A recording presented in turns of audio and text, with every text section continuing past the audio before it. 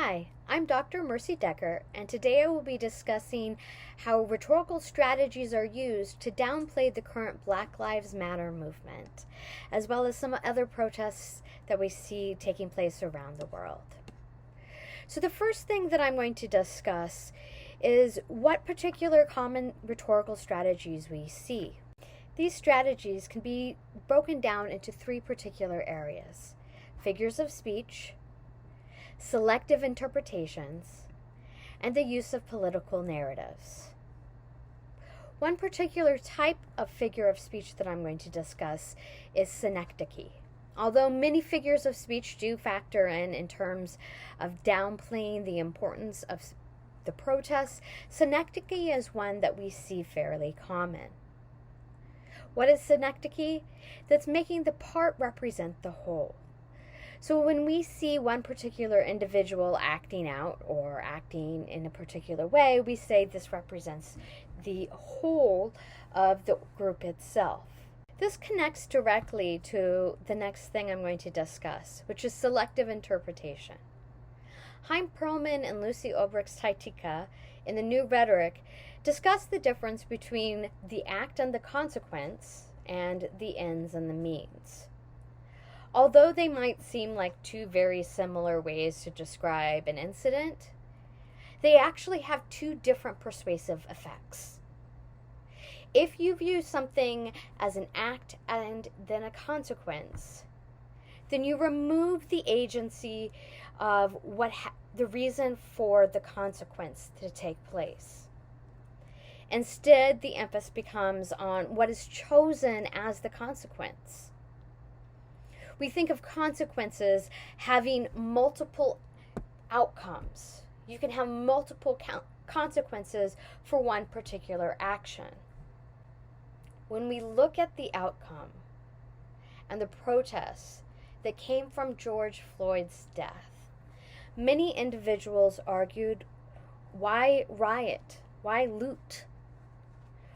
Why burn a building down? Instead of focusing on the act itself, George Floyd's death, emphasis is then played on the consequence of why that occurred.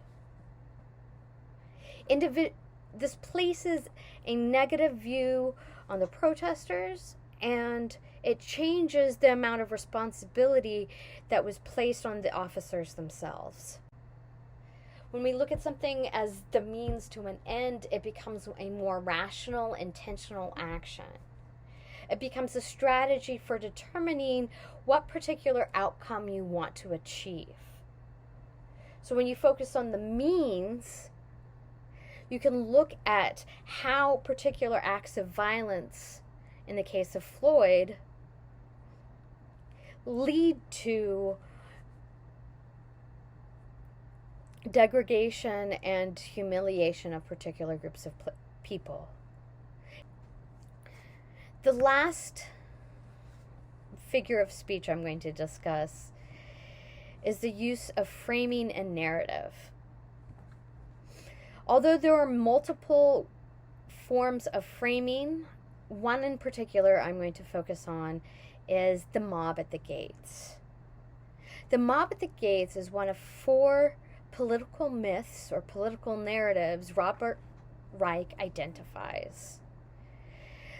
Those three others include the benevolent community right at the top, the self-made person, but again, what I'm going to focus on today is the mob at the gates. In the story of the mob at the gates, you have a particular group of individuals trying to get in, trying to disrupt the sanctity of the city. This becomes a threat because you no longer have the happy village or the happy city that you're living in, the peaceful location. Instead, you have a group of individuals trying to come in and cause disruption. Instead of focusing on various reasons why someone would protest, such as unequal access to resources, poverty, and police brutality, the mob at the gates assumes that everything is already perfect within the city itself. This becomes an extra way or an extra means to not only push out outsiders and push out individuals who might actually be improving the city, but it also neglects to acknowledge the discomforts that already exist within the city itself. All right, so now you know a few rhetorical strategies. What's next? Well, one thing you can do is you can pinpoint and identify when those strategies are being used. You can call them out to friends and family members, and you can even identify them for yourself. Knowing what they are and how they are being used to downplay the movement can strengthen your ability to refocus on what's important. Second, educate yourself and others about the racist roots behind certain cultural assumptions. Be aware and wary of overarching stereotypes about groups of individuals, and do your homework.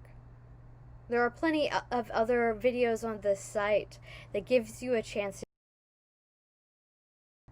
Lastly, draw on your strengths, both your authority, your education, your passion, your individuals who surround you, as a means to reframe the narrative.